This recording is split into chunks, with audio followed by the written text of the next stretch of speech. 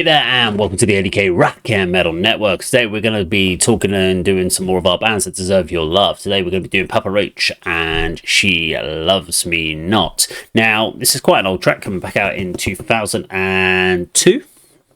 So this is a 23-year-old track that we're going to work out. And the reason I've picked Papa Roach is quite a divisive band. There are people that absolutely love this band, and then there are people that absolutely hate this band. They are the antithesis of everything that is wrong that came out of new metal and should just be put away and shot. Now, the new metal fans are going to say, well, this is brilliant. I think there's massive crossover appeal and that they do not get the respect that they deserve. So personally, does this band deserve your love? Yes, they do, and they should be getting a lot more of it than people give them for. But this is their came off their third album, Love, Hate, Tragedy, and this was kind of one of the points where I think when this came out, this was a point where people were so sick and tired after the 2000 album Infest with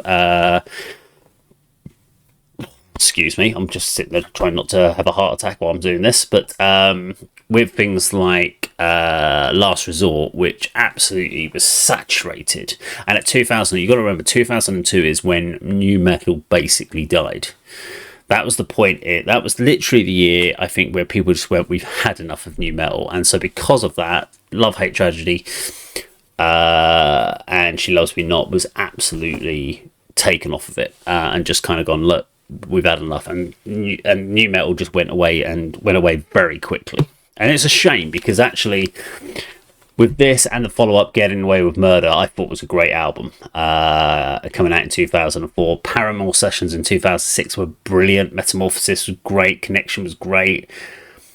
Now, the last four albums I've not got into as much. Now, I think purely because I never got into them at the time when they came out. I didn't even know they got into them at the time, and because of that, I need to go back. So I really need to go back. Ego Trip. I never even listened to it, so need to do that. But we're going to talk about She Loves Me Not. So I haven't seen this video in a very, very long time. Probably 2010, maybe. We're going to play it. We're going to play it all the way through. It's important to play it all the way through. And talk about it at the end. But let's do this. This is Papa Roach and She Loves Me Not.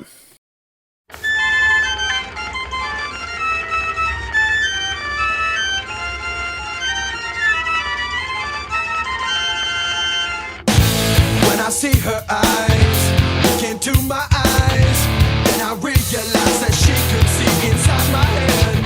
So I close my eyes, thinking that I could hide, disassociate so I don't have to lose my head. This situation leads to agitation. Will she cut me off? Will there's been an amputation? I don't know if I can. I'm the jerk.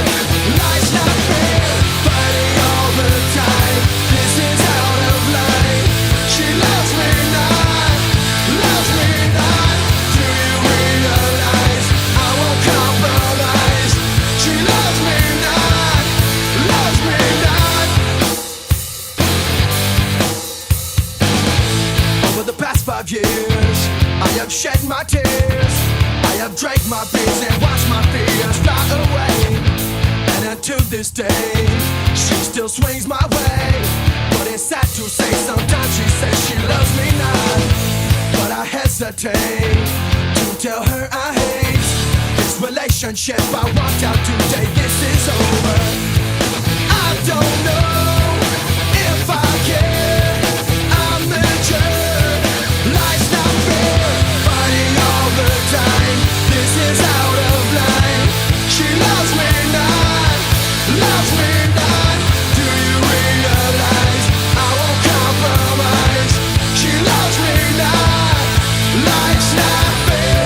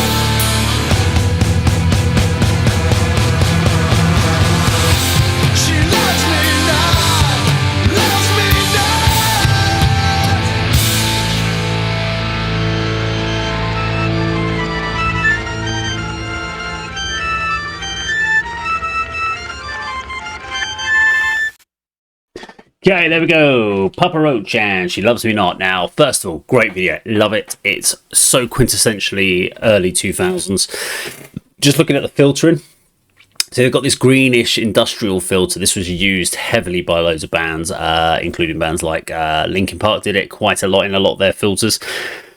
Evanescence, you name it, this filter got used over and over again. It's quintessentially of the early 2000s. I love the kind of element of the abandoned amusement park. Great setting, great scenes. Love the energy of the band.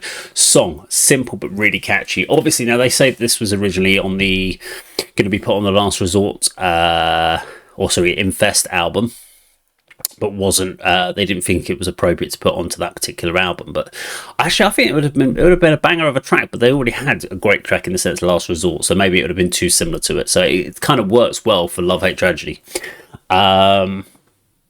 I love that double snare hit, the dun dun dun, that little snare thing. It's such a natural drummer hook that I absolutely love it. I love the guys playing in this album. Quintessential rock. It's got the rap section that you'd think for Jacoby to do in there. Simple guitarist, but they nice little tail offs. The only thing I picked out on the video that was a kind of a mistake was when he's in that whatever that amusement ride is that goes round and throws you against the walls. He's wearing sunglasses now. I don't know why he was wearing sunglasses in this, because obviously they are superimposed inside, so it's not actually in there. But when you look at he's actually got a reflection in his glasses, and it's a solid wall. You can see a bit of a frame of where the wall is. So it was shot, so you can see where it was shot somewhere else. It should be having the reflection in the glasses of the thing moving. But there is no movement in there, and that would naturally be what would be in those glasses, because that should be going around him. So I kind of a bit of a balls up there in the video editing and decision making there. Maybe it was just too costly to try and superimpose those into those. I don't know. Probably would be cost way too much money, and they probably thought, well, do you know what? No one's going to pay any attention. But haha, I did. Yeah, it's such a shame. Do you know what? I think people were oversaturated by the early 2000s. People had just got, do you know what? We've had too many of this, and this. It's the same thing we have with metalcore nowadays. It's become saturation point. To be honest, I think it's probably like that nowadays with most genres of metal, because there are just so many. We have access to so many bands now in comparison to then. In 2000s, you wouldn't have had anything like streaming services.